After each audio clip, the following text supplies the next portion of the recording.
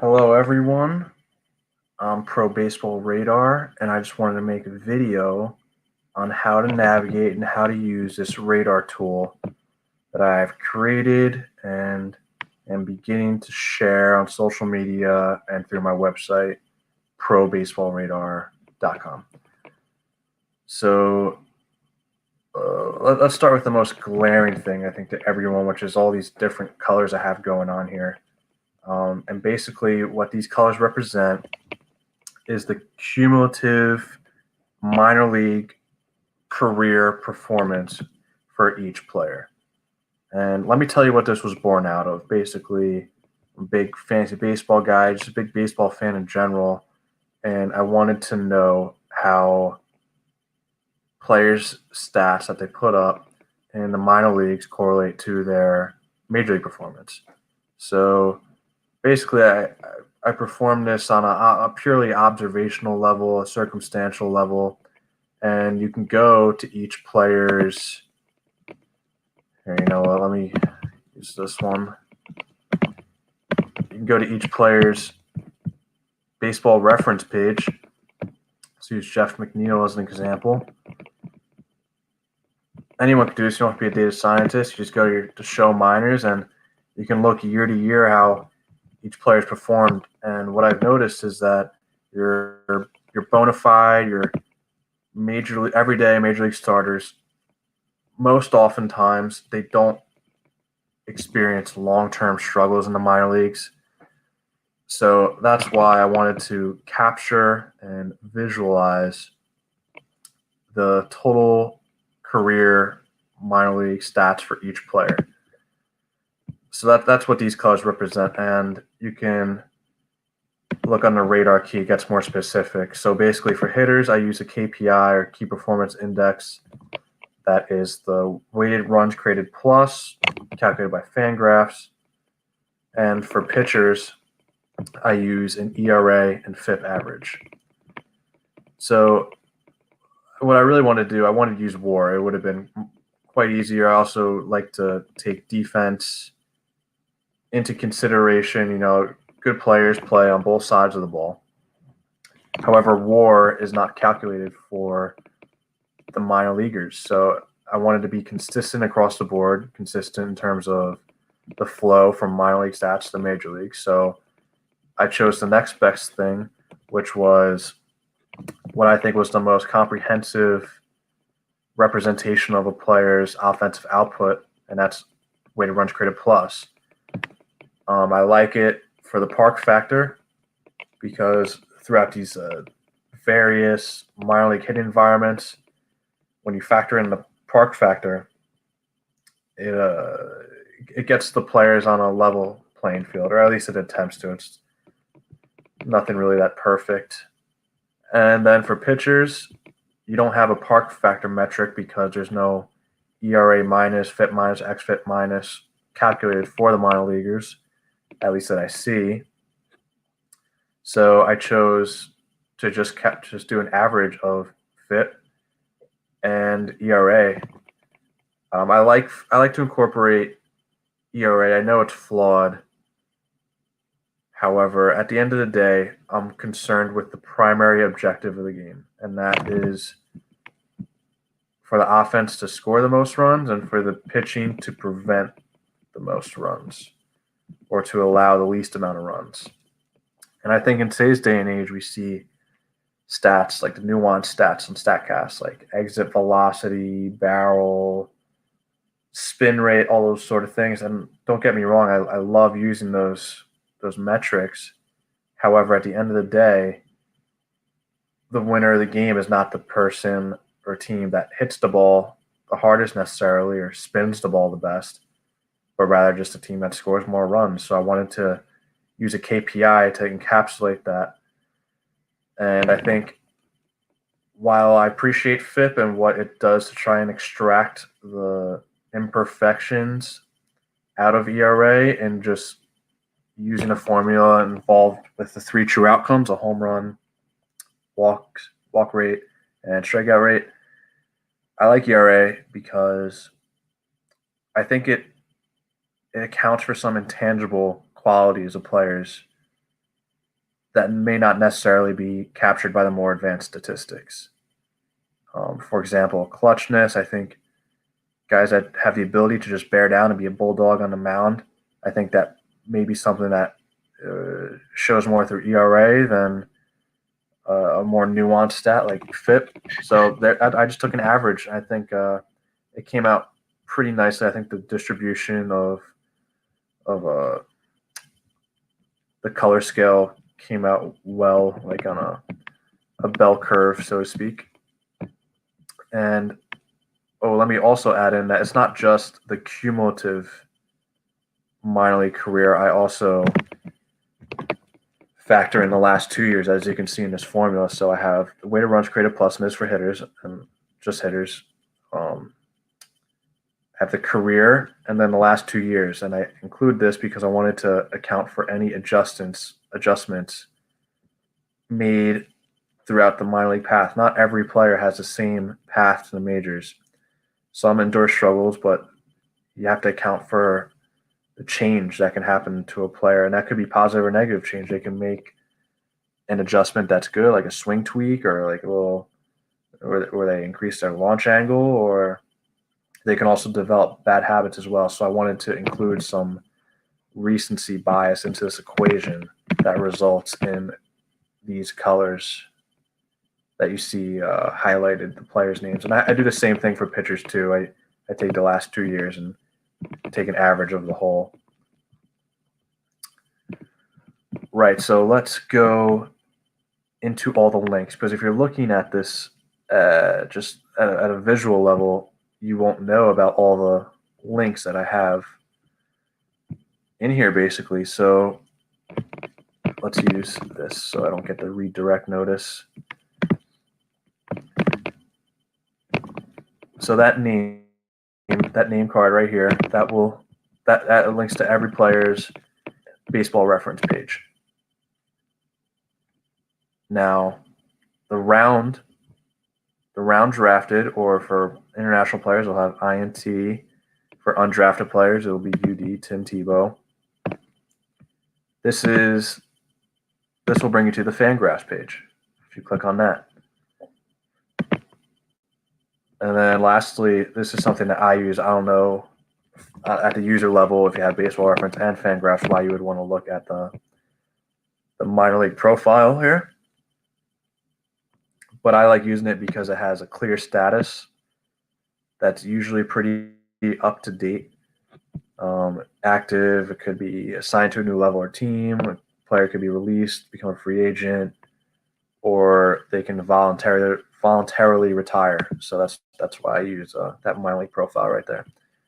Then also there's some more links up here. They correlate across the board. So PO, which is position, will correlate to this box right here, which stands for AAA.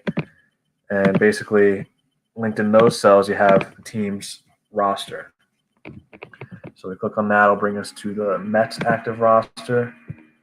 Click on Syracuse, it'll bring us to the Syracuse roster, and so on and so forth. On the team name, that'll bring us to that year's Baseball Reference team page. Go to the salary, and that will bring us to the team's payroll table on Spotrac. Go CYP, which stands for current year performance, but keep in mind, since there was no minor league season in 2020, that the current year performance is technically the most recent year performance for the minor league guys, and that's denoted in gray. Minor league is gray. The color scale is for the major league level. You click on here, that'll bring you to the Fangraphs team page. See that there. And then MYC, which stands for maximum years of control, and this can be by way of contract, or it can be by way of arbitration years left before the player becomes a free agent. This will bring you to the roster resource, which is now part of Fangraphs.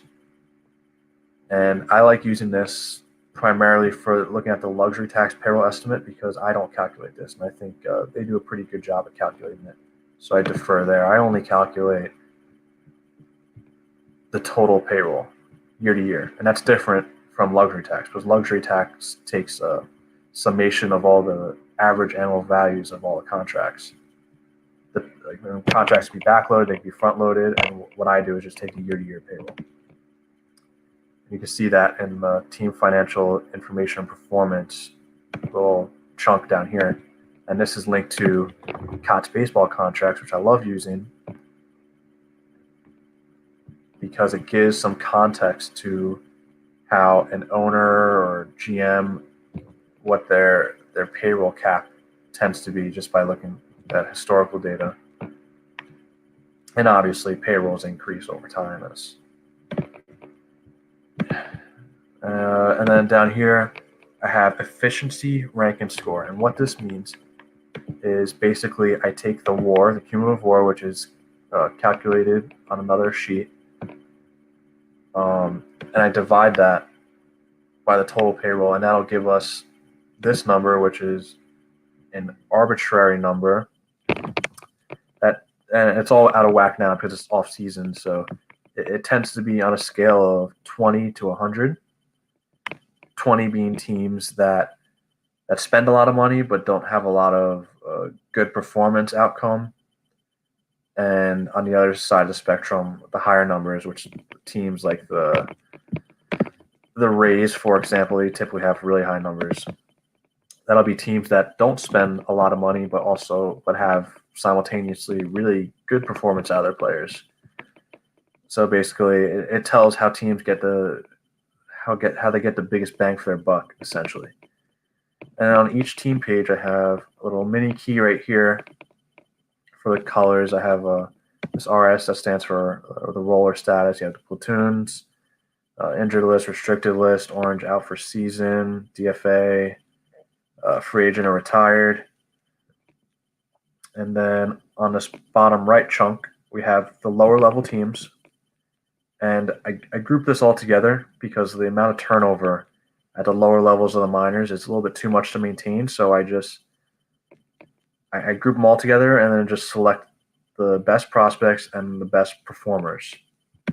And for the hitting side, I maxed out, I think, 16 rows. For the pitching side, I think about 21 rows there. And also it serves the purpose of condensing it into one page, one view, one snapshot. Because if we included all the lower level teams, it would go on and it kind of defeats the purpose of what I wanted to visualize here. So basically going forward, since the minor league undergone a huge realignment, I think, in this chunk, it'll be the full season A, the rookie level team at the team's spring training site, and then the Dominican Summer League teams. And then I have the teams down here, the rosters, the baseball reference, and then I have links to the top prospects for each team. Got MLB.com top 30, the Fangraphs board, and prospects 1500, which I like a lot because for every team, prospects 1500 does 50 prospects, which is deep for each team. Fangraphs varies team to team, and then MLB.com top 30 limits at 30. So I appreciate Prospects 1500 for going a little deeper than some of the other sites. Right. So what else do I want to cover here? Oh, right. Why do I include the round and the school or country the player was signed from? Because I think it provides a bit of context about the player. I think there's a tendency for teams to give a longer leash to players that they made a higher initial investment for. So like first round players, for example, and like first 40th round players. I think if you have two players, all things being equal, and there's one spot on a roster, that 40th round is getting cut. That's just how it goes. But at the end of the day, all these players are put on a similar platform. So first round, 40th round, the best performers will shine through. And then I have the schools, a lot of colleges, or I like seeing the schools that the players went to and match them up. You can see on an observational level where teams focus their or where scouts for certain teams have certain influence in the draft. You'll see if guys were teammates on teams, and you can know the level of competition that the player had at an amateur level, at the college level, based on the conference. So like players from the SEC, the Southeastern Conference, I know that there's a high level of competition there. So they're exposed to some really good coaching, some really good players. So I think it just provides a little bit more context about the player and what they're all about. And again, I have the radar key on the site. I have a little mini layout here with code, and then you can match them up to what all these links link to, and then have examples. I have all the color code stuff here, and then I have all the shorthand abbreviations, what they mean.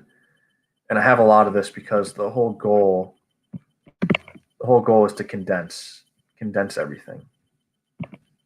So I have a lot of shorthand, a lot of things that on the surface may be cryptic, but when you know your way around, use the radar key, it's a pretty fun source to navigate around. I think a lot of people in the baseball industry can benefit from this, whether they're a fan or a fantasy baseball player, even agents and players. I think you can visualize where there's holes on teams where players may get better opportunities in certain organizations as compared to others. Yeah, what else do I want to cover here?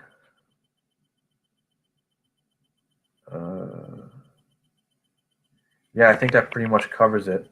I have a contact section on my website. If there's any, this isn't perfect. I'm just one dude maintaining this manually also. There's a contact section on the website. It loads. Any errors, any miscues, any recommendations, I read them all.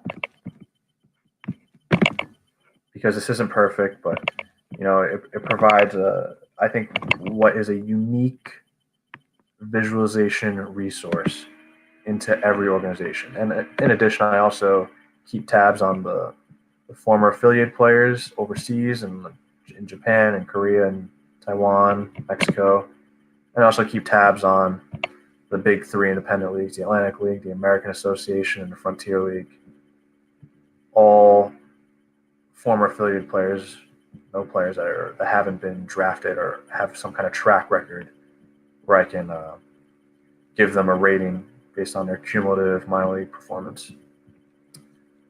So yeah, that's pretty much that. Thank you for watching, and I hope you are able to enjoy this resource I provide to you guys, because I really enjoy using it. I think it's fantastic. Thank you.